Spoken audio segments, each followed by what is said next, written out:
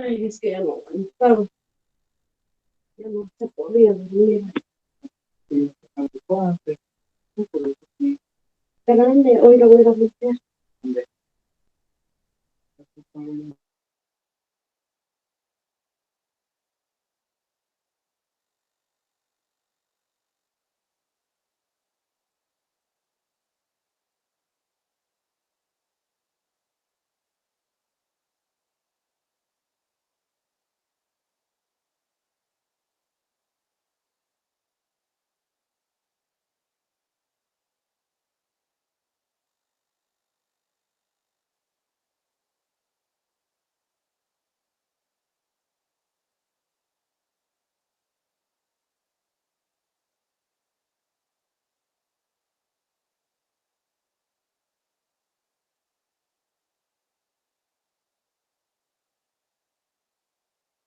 Una factura.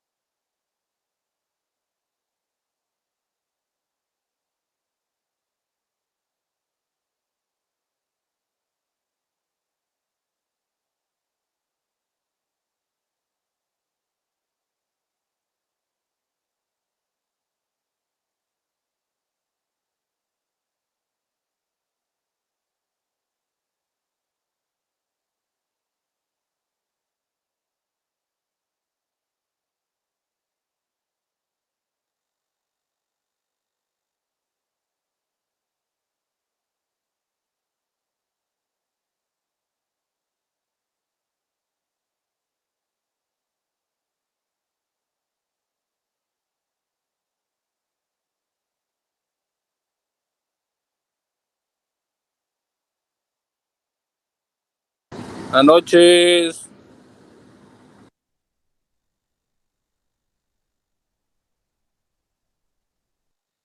Buenas noches, compañeros. Buenas noches. Buenas noches. Por lo visto van a haber checas al pastor.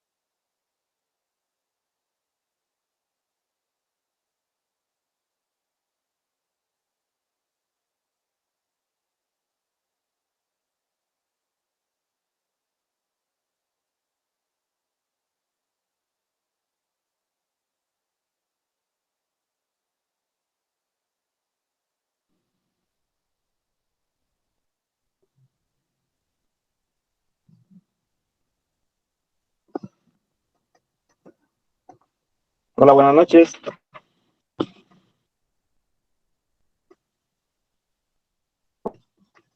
Buenas noches, licenciado. Buenas noches, licenciado.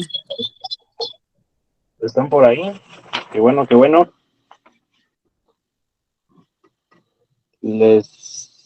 Vamos a iniciar la clase de hoy. Les pido una disculpa por el horario, pero ustedes saben cómo es el tráfico de la ciudad en esos días de lluvia.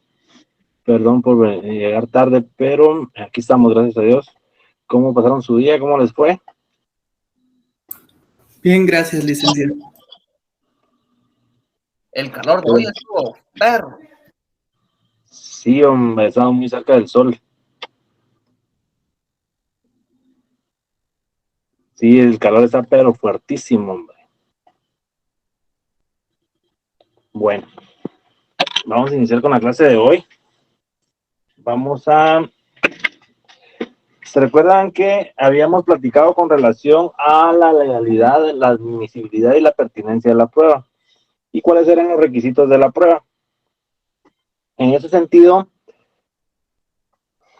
hablábamos ayer que dentro de la legalidad es la forma en que se obtiene la prueba. Hicimos el ejemplo en que no podría admitirse una prueba que fue obtenida de una forma irregular o una forma ilegal. En ese sentido, y en una forma resumida, entonces, esto quiere decir que la propia ley establece la forma en que vamos a admitir la prueba. Tal como lo establece el tema de hoy, la legalidad obtenida de una forma legal, la admisibilidad, la forma en que se va a admitir, y la pertinencia de la prueba. ¿Qué significa pertinencia? En este caso es algo que vamos a probar y que es permitido o que pertenece a ese hecho al cual nosotros nos va a servir la prueba. Porque imagínense ustedes un dictamen genético, en este caso de fluido seminal, ¿será que nos sirve para una prueba de estafa? Para un delito de estafa, prueba porque nos va a servir para la comisión de un delito de estafa, o en el sentido de que si nos va a servir para algo. Entonces, por eso también la sana crítica razonada va relacionado con la pertinencia de la prueba. ¿Por qué? Porque la misma lógica nos establece que esta prueba nos va a servir para la valoración, y en este caso el esclarecimiento de la verdad histórica. ¿Qué es la verdad histórica? Retrotraernos al momento en donde se inició o donde se realizó la comisión del delito. ¿Qué vamos a hacer ahí? Regresar al juez en ese momento, y como que el juez está viendo la forma en que sucedieron los hechos. Es por ello que la prueba debe ser pertinente. Al hablar de la legalidad, admisibilidad y pertinencia, en este caso es uno de los requisitos que la propia ley establece para poder establecer, valga la redundancia, para qué nos sirve la prueba. ¿Qué es el tipo de prueba? ¿Qué es la actividad probatoria? ¿Se recuerdan qué es la actividad probatoria? Pregunta de examen.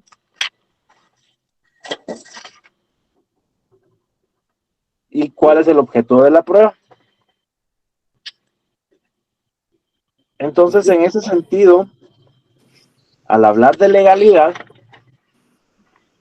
cuando nosotros hablamos de legalidad, ¿a qué nos referimos? A que debe estar basado en la ley, de que tiene que estar establecido o ya consignado o preestablecido en una norma legal. En este caso, en materia penal, ¿dónde lo tenemos que revisar o dónde lo tenemos que encontrar o buscar?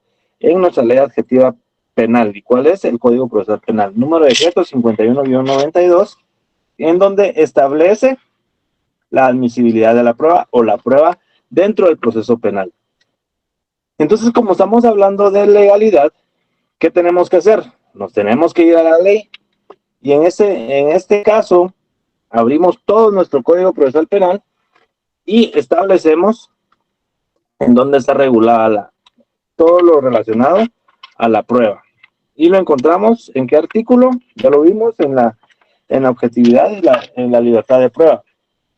regulado en el artículo 181 del Código Procesal Penal. Todos tienen a la mano su código, porque vamos a ir en un seguimiento de lectura. ¿Estamos listos? Bueno.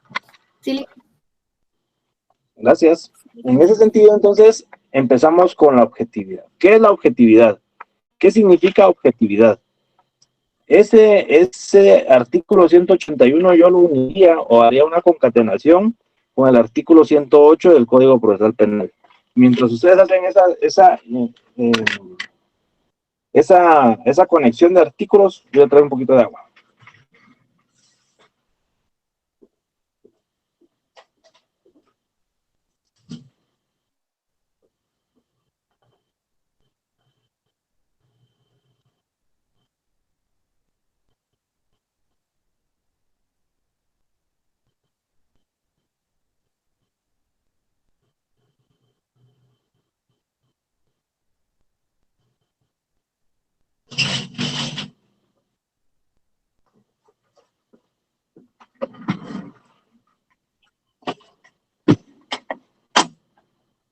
Perdón, qué calor. ¿Qué dice el artículo 108 del Código Procesal Penal?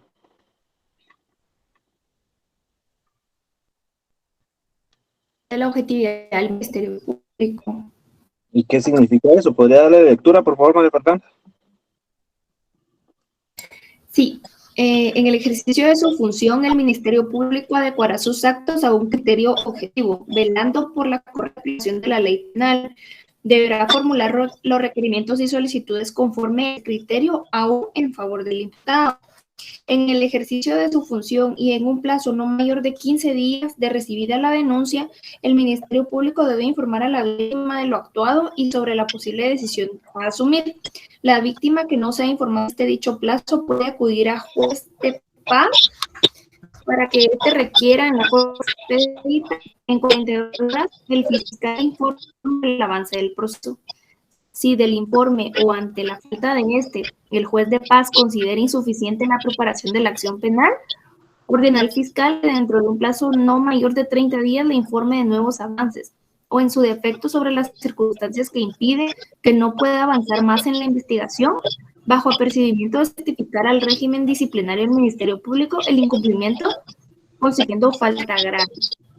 Ok, muchas gracias. Entonces, uno de los párrafos muy importantes ahí dice que debe actuar de conformidad con el criterio objetivo, tanto a favor de la víctima como del imputado.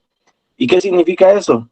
Que el Ministerio Público tiene la obligación legal, de conformidad con el artículo 251 de la Constitución, de que debe velar por el estricto cumplimiento de la ley. ¿Y qué significa esto? Criterio objetivo.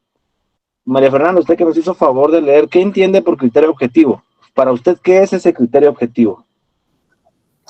Pues básicamente, digamos, seguir los procesos y apegarse a la ley para que, digamos, en su busca de la verdad, no se vayan como en contra de los derechos, tanto de la víctima como del imputado. Es decir, si le favorece en este caso absolver a una persona, sean lo suficientemente objetivos para desligar o no ligar a esa persona y buscar quién sí cometió un delito, por ejemplo. Sí, muchas gracias, excelente, muy bien. Y bajo ese criterio, la búsqueda de la verdad es tanto a favor de la víctima como del sindicado.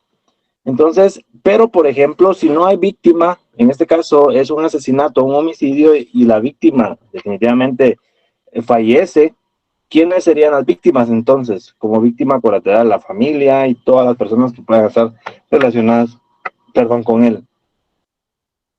En ese sentido, el criterio objetivo va basado en la búsqueda de la verdad histórica.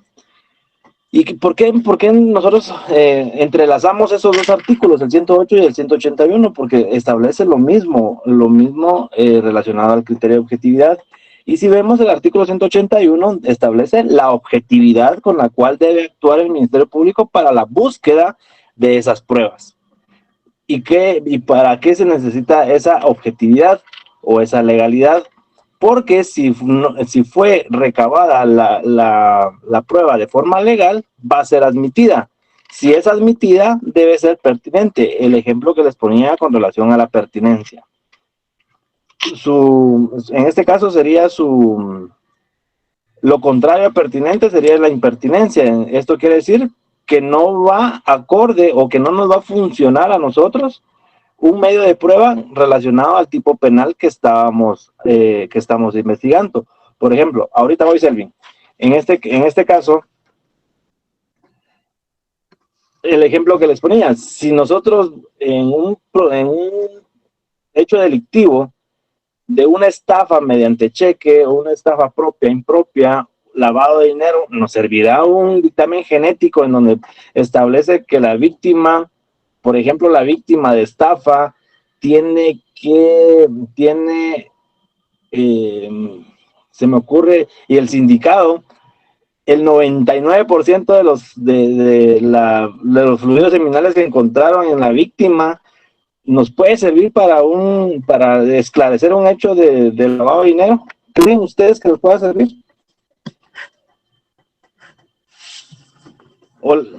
No realmente, licenciado.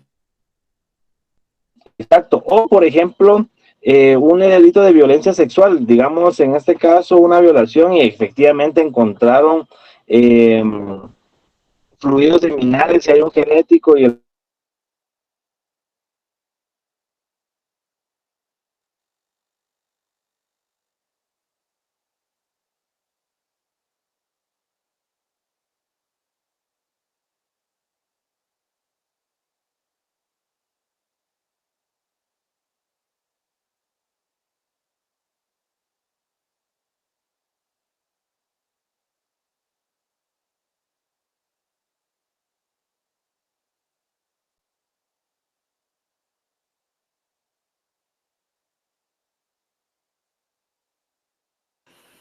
No, a mí también se me fue y no se escucha nada.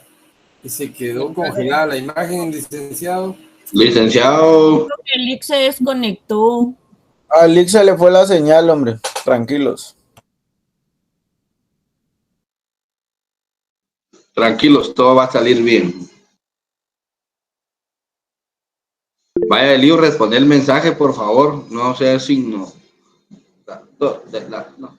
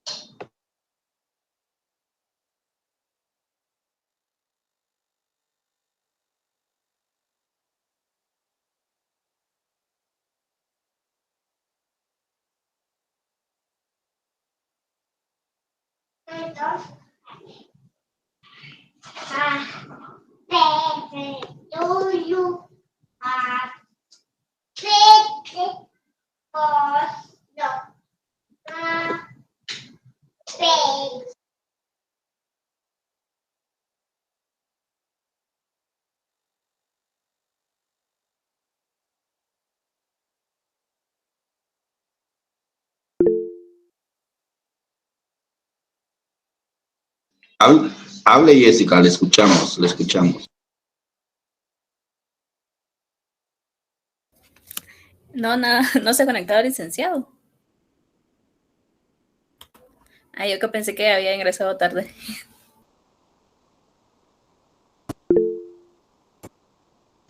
Ya terminó. Sí ingresaste tarde, lo que pasa es que al licenciado se le fue la red. Y ya terminó. Ah, caray. Ya terminó la clase.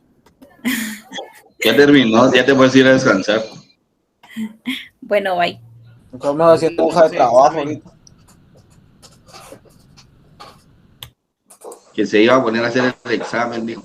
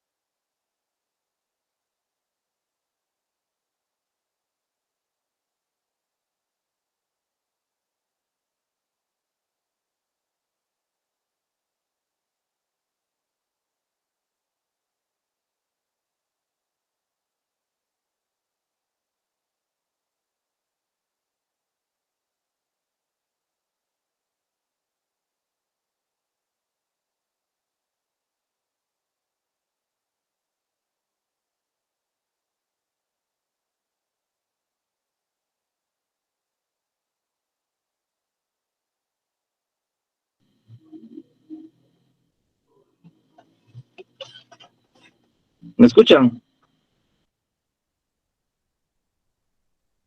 Sí, licenciado. Sí, disculpen. Sí, licenciado. ¿Pasó? Disculpen, se me fue la señal. Que yo creo que el vecino cambió la clave Wi-Fi. Te lo creemos, como es San Carlista. Se acabó la tarjeta.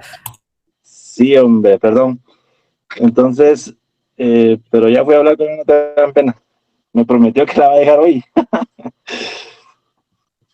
Bueno, entonces me quedé por la objetividad y la libertad de prueba, ¿verdad? Correcto.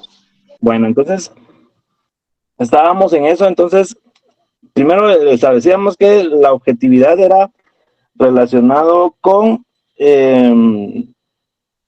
la forma en que debe actuar el Ministerio Público. Posteriormente tenemos la libertad de prueba, que podemos ofrecer cualquier tipo de prueba una vez sea recabada de forma legal.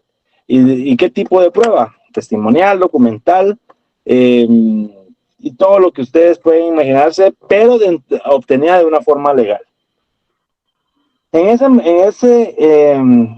orden de ideas, después el artículo 183 dice la prueba inadmisible. Y veamos, en su parte conducente se establece, son inadmisibles, en especial los elementos de prueba obtenidos por un medio prohibido. Eso quiere decir, por ejemplo, la tortura, obtener la prueba por ejemplo, de una forma de que no la solicitaron de una manera oficial, la obtuvieron de cualquier otra forma, pero esa prueba no va a ser admisible en el debate oral y público. Entonces, si ven el artículo 183, en su parte conducente establece, son inadmisibles en especial los elementos de prueba obtenidos por un medio prohibido, tales como la tortura, la indebida intromisión en la intimidad del domicilio, residencia, la correspondencia, las comunicaciones, los papeles y archivos privados. De hecho, subrayen ahí donde dice inadmisible, donde la forma en que no se puede obtener una prueba para un proceso penal. El hecho notorio ya lo habíamos platicado con relación a que son elementos de prueba en donde no necesita una mayor explicación, es notorio el hecho con relación a la prueba que se está presentando. No es el hecho delictivo en el cual se está determinando la responsabilidad, sino que es el hecho de una prueba, porque si se dan cuenta, el hecho notorio está dentro de la prueba. Anoten eso y necesito dudas al final de la clase. Y después establece el artículo 185 otros medios de prueba, en los cuales se establece también la libertad de prueba. Si bien es cierto, el Código Procesal Penal establece los diferentes tipos o elementos o medios de prueba que pueden ser recabados y están debidamente identificados en la ley como tal, también establece otros medios de prueba, y acá es donde se concatena el artículo 185 con el 182. ¿Por qué? Porque hay una libertad de prueba. Podría ser, a mí se me ocurre un ejemplo de obtener una prueba, por ejemplo, en un delito de violencia contra la mujer en su manifestación física en el ámbito privado, en donde la señora diga de que el señor la empujó, le dio un golpe con escoba, tiene la marca de la escoba en la espalda y derivado de eso se cayó y se tropezó y dio la frente en la pila, por ejemplo.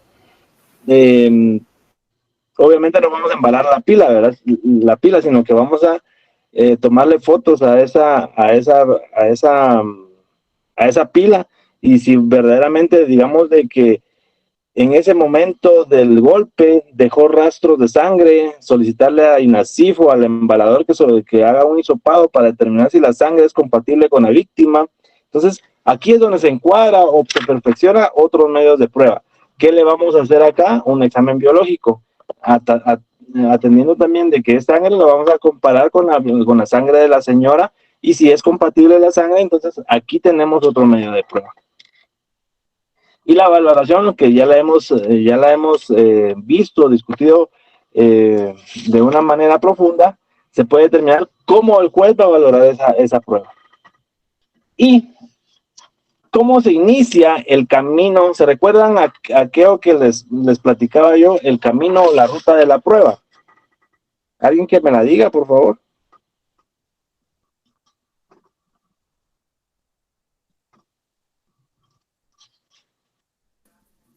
Licenciado, en la obtención, el ofrecimiento, la incorporación, el diligenciamiento y la valoración. Muchas gracias. Entonces empezamos con la estación número 1, que es la obtención, ¿verdad? ¿Y cómo se obtiene? A través o con base al artículo 185 y 182. ¿Y cómo se va a obtener esa prueba?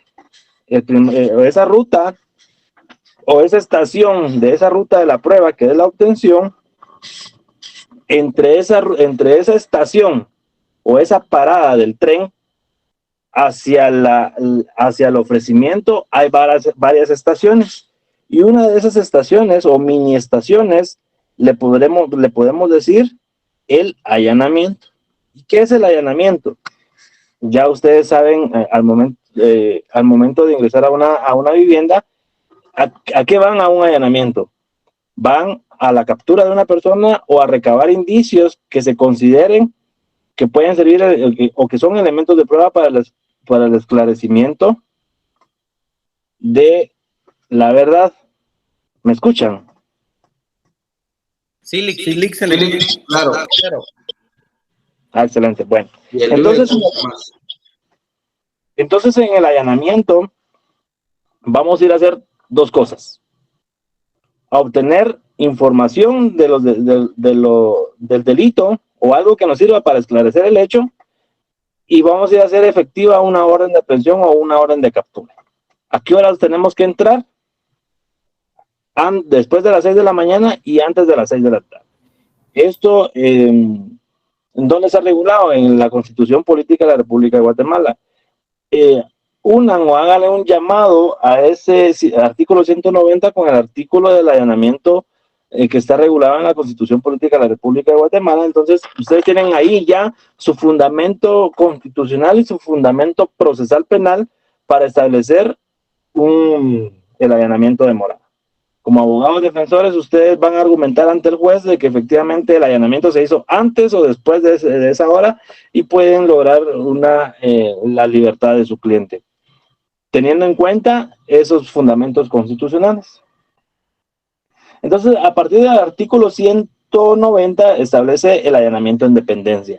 ¿Y qué es el allanamiento en dependencia? Es entrar a la fuerza o a través del medio coercitivo del Estado para ir a hacer esas dos cuestiones o esas dos diligencias que ya les envié. ¿Cómo se debe constar o cómo se debe hacer efectivo ese allanamiento o cómo se hace constar esa diligencia de allanamiento? Artículo 191. ¿Y cómo dice que tienen y en qué tiene que ir plasmado? Contenido de la orden, el procedimiento. ¿Y cómo tiene que ir plasmado? A través de una acta o una constancia de que efectivamente se allanó. Ustedes en alguna ocasión han visto cuando la policía no les abren la puerta en un allanamiento después de las 6 de la mañana y no la abren por cualquier razón, porque no hay nadie o porque se resisten a esa diligencia. ¿Qué hace la policía en ese momento? Entran a la fuerza. ¿Por qué? Porque llevan una orden judicial para entrar y asimismo también establece esa orden de establecer que si no se abre la puerta pueden entrar usando los medios de fuerza adecuados y necesarios. Tampoco es el exceso de fuerza, ya que ustedes saben de que el Estado tiene ese poder coercitivo. No Posteriormente, esperan, licenciado. ¿Qué manda? A veces no siempre esperan que abran la puerta, sino que ellos actúan de manera, o sea, llegan y empiezan a subir a la terraza, forzan puertas antes de ver si hay alguien realmente en el domicilio, ¿verdad? Claro, ¿y por qué cree usted que se da esa situación? Teniendo la orden. Para evitar que la gente que está ahí o a donde van a buscar se puedan dar a la fuga. Claro, en este caso, por ejemplo, hacen ese tipo llevan la orden de allanamiento, pero imagínense que sea una banda peligrosa de secuestradores o pandilleros de cualquier barrio, o denominación como de la Mara Salvatrucha o de la otra Mara, la Mara 18. Imagínense que obviamente ellos al ver la policía y a sabiendas de que existe a sabiendas ellos de que han cometido un hecho delictivo, llega la policía y no va a saludar y va a decir buenos días, ¿será que me puede abrir la puerta? Ellos obviamente en ese tipo de casos es cuando entran a la fuerza derivado a la peligrosidad de los indicados. Pero no es lo mismo, por ejemplo, ir en contra de alguien que en su momento no sabe que haya cometido un delito. Por ejemplo, se me ocurre pensar en el delito de pornografía infantil, por ejemplo. El día de ayer alguien le envió un video de pornografía infantil en donde hay niños que están siendo violentados sexualmente en video o en línea.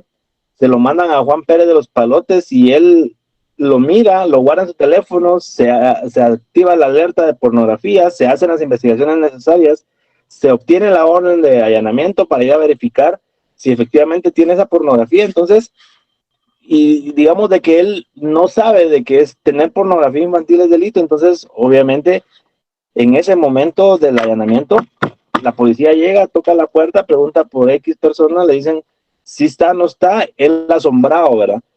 Imagínense qué impacto podría ser que la policía llegue a la casa utilizando esos medios de fuerza para toda la gente de la cuadra, ¿verdad? Se van a asustar todos los mirones. Entonces, en este caso, es gradual el uso de la fuerza.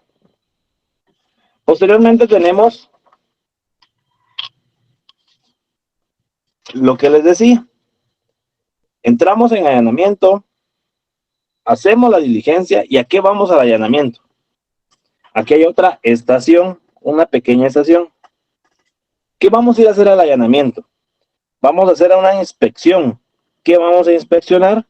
Si efectivamente ahí en esa casa fue donde se llevó a cabo, si existe la pila en donde la señora se lastimó, ¿ya? Entonces vamos a ir a inspeccionar, vamos a ir a ver de forma,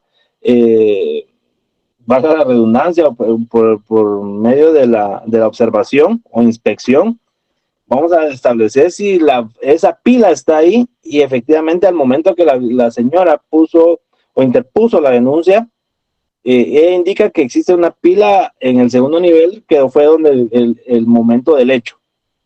Entonces vamos a inspeccionar si está la pila y efectivamente ahí está la pila. ¿Qué vamos a ir a hacer después? Hay otra estación dentro de esa ruta, el registro. La señora dice que el señor el esposo le iba a disparar y que el arma la esconde debajo de la cama o en la casita del chucho. Entonces la policía o el Ministerio Público ya sabe de que en la casita del perro está el arma. Entonces vamos a ir a registrar esa casita del perro y a inspeccionar y a buscar esa arma. ¿Y qué vamos a hacer ahí? Si la encontramos, ¿qué hacemos? Hay otra pequeña estación entre la primer parada que se llama obtención y el ofrecimiento que se llama secuestro. ¿Y qué vamos a hacer con esa arma? La vamos a secuestrar y ahí ya tenemos una evidencia material. Posteriormente ya le hacemos todos los peritajes necesarios a esa arma para que nos sirva y podamos obtenerla y ofrecerla como un medio de prueba en este delito que se llama de violencia contra la mujer en su manifestación física en el ámbito privado. ¿Se recuerdan ustedes de Derecho Penal 3 cuando ven los tipos penales y leyes penales especiales? ¿Ven cómo se compone ese tipo de delitos de violencia contra la mujer? ¿Cómo se llama el delito en sí? Violencia contra la mujer. Pero hay diferentes manifestaciones. Hay manifestación física, psicológica y sexual. Pero también hay diferentes ámbitos donde sucede esta violencia, que puede ser en el ámbito privado, que es todo lo relacionado a una pareja, y en el ámbito público, que es relacionado con todo lo bueno, no lo contrario, sino que todo lo que está fuera de lo que es una relación de pareja. Al momento de decir privado, novio, conviviente, cónyuge, esposo, cualquier denominación que le puedan ustedes denominar o nombrar a una relación de pareja. Y en el ámbito público es relacionado a relaciones sociales, trabajo, estudio y todo lo que ustedes se puedan imaginar en el ámbito público, que está regulado en la ley de violencia contra la mujer. Entonces, en ese sentido ya tenemos el secuestro. Entonces, ¿qué tenemos acá? La primera,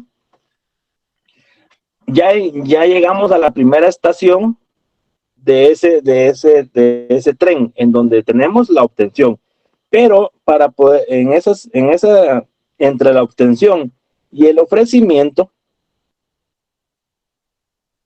tuvimos estas 4 subestaciones, que son el allanamiento, la inspección, el registro y secuestro. Y ahí ya vamos formando o armando nuestro conjunto o nuestra plataforma probatoria que va a servir para probar esa plataforma fáctica. ¿Por qué se le llama fáctica? Porque es un hecho fáctico, es un hecho que en este momento no sabemos si es cierto o no es cierto, pero lo vamos a probar a través de la plataforma probatoria. Y esa plataforma probatoria la vamos a encuadrar en una plataforma jurídica. ¿Y qué es la plataforma jurídica? Es encuadrar ese hecho en un tipo penal y probar la responsabilidad del sindicado en ese hecho que les indica el Ministerio Público y que inició a través de una denuncia, una querella o una prevención policial. ¿Estamos bien ahí? ¿O hay alguna duda? Sí tengo una duda, licenciado. Entre los 4 estaciones, por decir, el allanamiento, el registro, el secuestro, me falta la segunda, perdón. Allanamiento, ¿cuál dijo segunda, licenciado?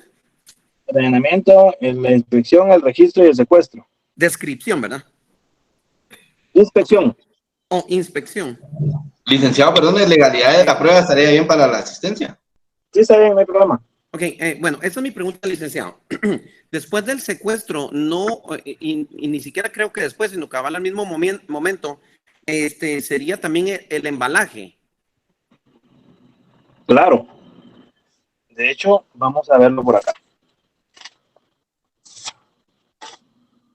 Vean el artículo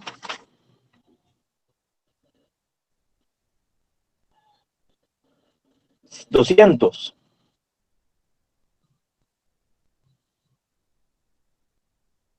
¿Qué artículo dijo? Disculpa, licenciado. 200. ¿Desea que lo lea, licenciado? Permítame, solo voy a hacer vamos a buscar acá. Aquí está. Es el 198. Y de hecho, ahí póngale de título. Yo en mi Código Procesal Penal lo tengo como título el embalaje y cadena de custodia. Léamelo, por favor. ¿El 198? Sí. Ok, entonces, usted le puso embalaje. Yo le puse el título con lapicero, pero eso es porque yo lo entiendo de esa forma. Ah, no, excelente. ¿Embalaje y qué dijo Malik? Y cadena de custodia. Ok, entonces lo voy a leer así. Embalaje y cadena de custodia, que era entrega y cosas y secuestros. Las cosas y documentos relacionados con el delito o que pudieran ser de importancia para la investigación y los sujetos a comiso serán depositados y conservados del mejor modo posible. Donde dice conservado, ahí está bien. Donde dice conservado, eso es ahí contesta su pregunta en donde se establece el embalaje, porque si dejamos, por ejemplo, se me ocurre a mí que vamos a secuestrar dinero, 100 quetzales, y lo dejamos en una bolsa plástica, ¿será que no se va a humedecer o no se va a llenar de humedad ese dinero? ¿Será que se nos lo pueden robar? ¿Será que se puede perder? Entonces venimos y lo embalamos. Yo tengo una bolsa de embalaje, mañana se las voy a enseñar, donde embalan las cosas, el MP o los indicios. Entonces, en ese sentido, ahí está el fundamento legal de el embalaje. Entonces, al momento de secuestrar, lo embalamos y sabemos, y la descripción dice, establece una pistola, la escoba, el arma, cualquier elemento que ustedes hayan secuestrado en el allanamiento. ¿Estamos bien ahí? Sí, licenciado, gracias. ¿Alguien más, alguna duda? ¿Alguien que diga yo? ¿O todo está claro? Licenciado, disculpe, buenas noches. Solo, ¿usted me podría decir, aparte de la plataforma probatoria, qué otra plataforma fue la que mencionó? Ah, bueno, vean, eso es doctrinario. No es que esté regulado en la ley, pero al decir plataforma decimos aquel conjunto, ¿verdad? Entonces, por ejemplo, la plataforma fáctica es el hecho que describe lo que usted hizo o lo que el sindicado hizo, lo que Juan Pérez de los Palotes hizo, que mató, que robó, que estafó, que violó, que agredió sexualmente, que cometió homicidio. Esa es la plataforma fáctica, el hecho, la imputación que el Ministerio Público le hace. Mañana, el día viernes, les voy a presentar una imputación. Les voy a traer, me recuerdan, por favor, en el chat. Les voy a traer una imputación real, para que vean cómo la encuadra o cómo la conforma el Ministerio Público. Posteriormente a eso, está la plataforma probatoria. Como su nombre lo indica, es aquel conjunto o aquella base, como ustedes le quieran denominar, pero esa plataforma probatoria es el conjunto de normas, el conjunto de pruebas que yo recabé en el Ministerio Público y que se las voy a presentar al juez, ¿ya? Y esto, a través de la plataforma probatoria, yo voy a encuadrar la plataforma fáctica con la plataforma jurídica. ¿Y qué es la plataforma jurídica? La plataforma jurídica es el delito, el tipo penal que está regulado en el Código Penal, ¿ya?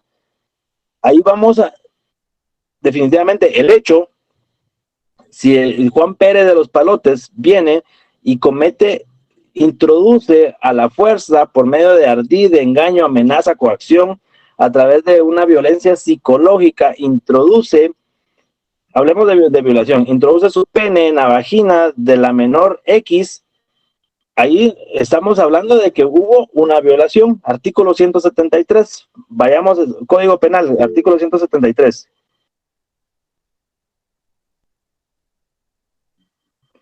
Y ahí establece qué es la violación, pero no lo vamos a poner conforme la ley, sino que vamos a ponerlo o a escribir la acción que hizo el sindicado y la vamos a encuadrar en ese tipo penal. ¿Tienen ahí a la mano su código? ¿Alguien que me haga favor de leer el artículo 173? ¿Lo leo, licenciado? Por favor, la primera parte. Artículo 173, violación. Quien con violencia física o psicológica tenga acceso carnal, vía vaginal, anal o bucal con otra persona o le introduzca cualquier parte del cuerpo u objetos por cualquiera de las vías señaladas u obligue a otra persona a introducírselos a sí misma, será sancionado con pena de prisión de 8 a 12 años. Ahí estamos bien. Entonces, ahí el tipo penal nos está diciendo qué es la violación. Y entonces, el sindicado realizó esas acciones en el campo, en un lugar oscuro, en el bus, en el elevador, imagínense ese escenario, que el sindicado utilizó fuerza física, tomó a la fuerza a la víctima y realizó las acciones que dice. Entonces, ese es el hecho, es la plataforma fáctica. La vamos a probar a través de la plataforma probatoria y la vamos a encuadrar a través de la plataforma jurídica. ¿Qué es lo jurídico? Es la norma que está contenida o el tipo penal que está regulado en el Código Penal o en alguna ley especial. ¿Estamos bien ahí? Muchas gracias, licenciado. Ok, Sandra, ¿usted quiere hablar? ¿O usted habló? No, licenciado, era precisamente preguntar eso de las plataformas que no me había quedado bien claro. Gracias. Okay. Muy bien. Entonces, ¿alguna duda? Entonces, sigamos con la legalidad de la prueba. ¿Por qué legalidad? Porque en el propio Código Procesal Penal establece la forma en que nosotros vamos a obtenerla, la forma en que la vamos a conservar y la forma en que la vamos a ofrecer. Entonces, seguimos. Y posteriormente dicen, íbamos por el orden de secuestro, que ya sabemos que la diligencia es esas 4 subestaciones. Entonces, el procedimiento, y ahí nos establece, ¿no? Y después, al final de todo, de cuando ya nos sirvió la prueba, esa prueba que nosotros secuestramos en ese allanamiento, hemos llegado al final del proceso penal a través de una sentencia condenatoria o absolutoria, ya sea que nos sirvió o no nos sirvió. ¿Qué hacemos con esa prueba material, con esa prueba documental, con toda esa prueba que nos sirvió? ¿Qué hacemos?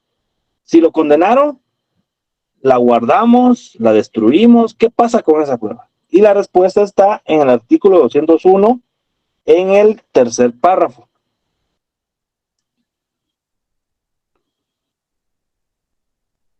Por cuestiones de tiempo, no lo vamos a leer, queda de tarea para que ustedes lo lean y vean qué pasa con esa evidencia material.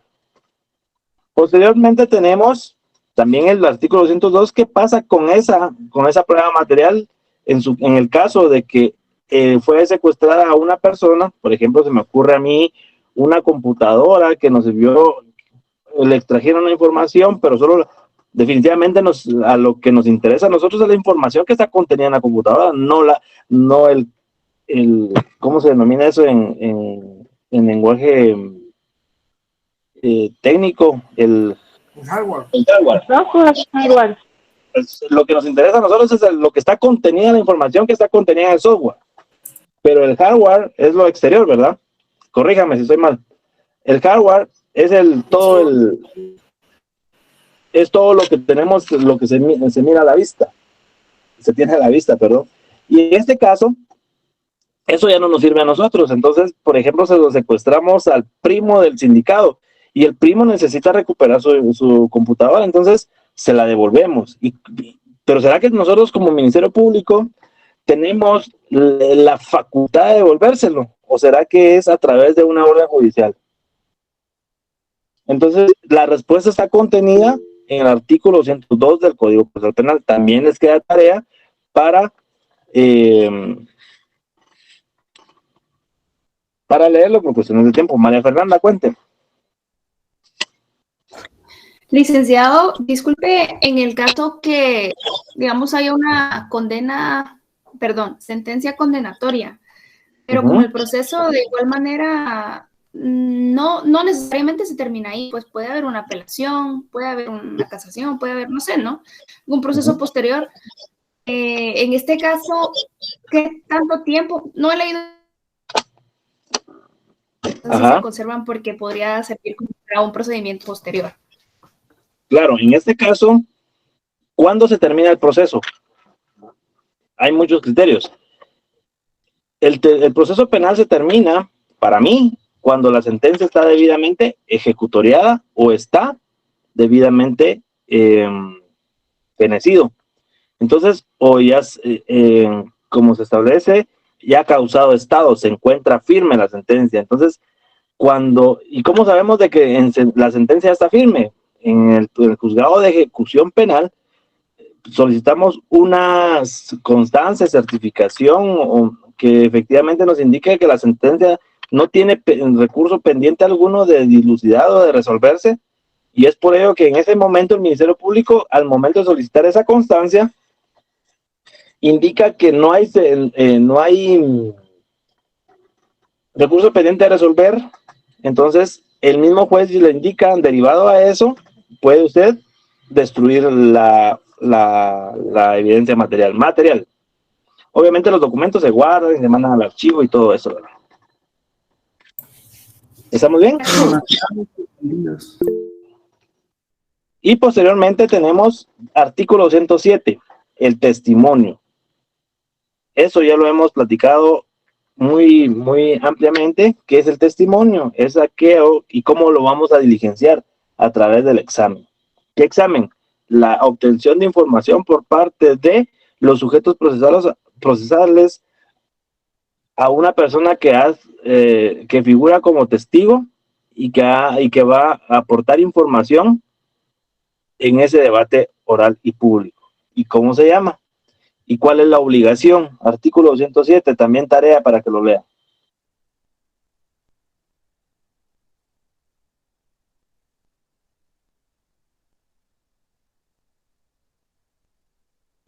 Y en este caso, vamos a dejar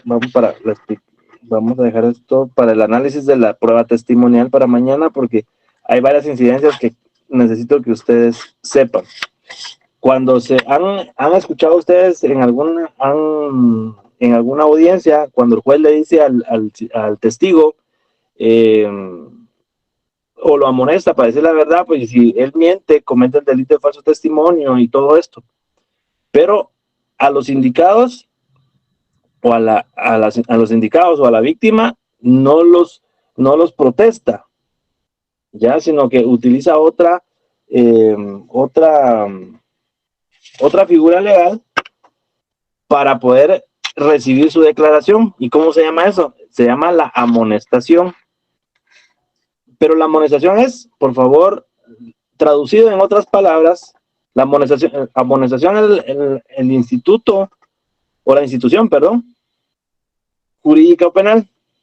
Dicho en otras palabras, se puede indicar que la amonestación es solicitarle al sindicado, a la víctima o al agraviado, que por favor se conduzca con la verdad y que manifieste lo que él quiere decir, contrario a un testigo. Un testigo tiene la obligación de decir la verdad y en este caso es protestado, se le protesta. Una institución jurídica procesal que significa, en palabras sencillas o a grosso modo, decir la verdad, pero el testigo, al ser más amonestado, tiene consigo una consecuencia legal, que si él no dice la verdad y miente, incurre en el delito de falso testimonio.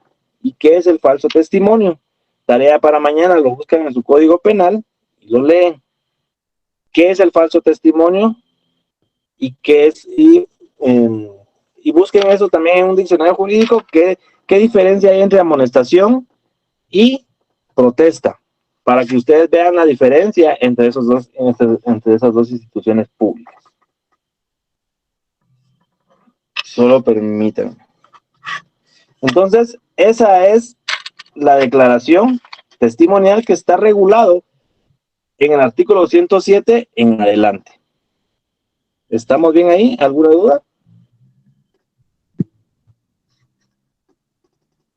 Todo bien, licenciado. Buenas noches. Con respecto al testigo, es el que es protestado, ¿verdad? El testigo es el protestado. Es el que se le conduce para que hable con la verdad. Exacto. Gracias. Y al sindicado, al agraviado, como obviamente no se le puede, al sindicado no se le puede utilizar su declaración en contra, no se le puede obligar a que diga la verdad o que diga una mentira, sino que simplemente se solicita que diga lo que él sabe, la información que él sabe, y que es, obviamente, la verdad, pero él no lleva consigo una declaración falsa, un testimonio falso, sino que lleva consigo únicamente conducirse con la verdad. Y es por ello que el juez lo amonesta. Bueno, entonces, solo permítanme. Emanuel, ¿estás por ahí?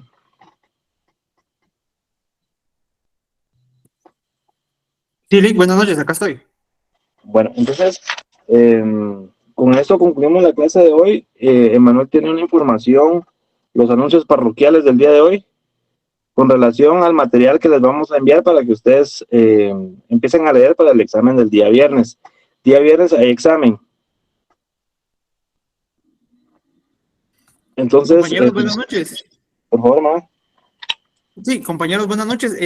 Al terminar el curso vamos a estar enviando un material para que ustedes puedan estudiar para el día del examen, y también con él vamos a tener otra actividad. No sé si tiene algo que agregarle. Sí, lo que hemos visto desde el lunes, ¿cuándo empezamos? Lunes 5 hasta el día de hoy, miércoles 14, todo está basado en el material que le íbamos a dar. No se los quisimos dar antes para que ustedes, ya teniendo conocimiento de lo que hemos hablado de acá y esa lectura que le van a dar, ya lo comprendan de mejor manera. Entonces, y del lunes en adelante vamos a empezar a ver otro material que va a complementar lo que hemos visto hasta ahorita. Entonces, la dinámica del curso era que ustedes conocieran de primero, de manera doctrinaria, de forma doctrinaria, lo que es la prueba. Y ahorita ya, terminando este material, ya iniciamos con lo que es desde el punto de vista legal o que está regulado en la ley. Y posteriormente lo vamos a reforzar con otro material que vamos a empezar el lunes a verlo para poder comprender de una mejor manera y ustedes les quede claro lo relacionado a la prueba dentro del proceso penal. ¿Estamos bien? ¿Alguna duda con relación al material? Licenciado, solo una pregunta del examen del viernes. ¿Cuántos puntos va a tener? No te escuché bien, disculpa. ¿Cuántos puntos va a valer el examen del viernes? Si no estoy mal, vales 30 puntos de ese parcial.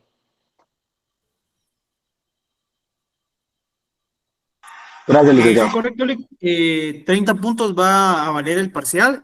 También solo para agregarles, compañeros, por favor, he notado en la asistencia que algunos en donde va el número de carnet han colocado su nombre.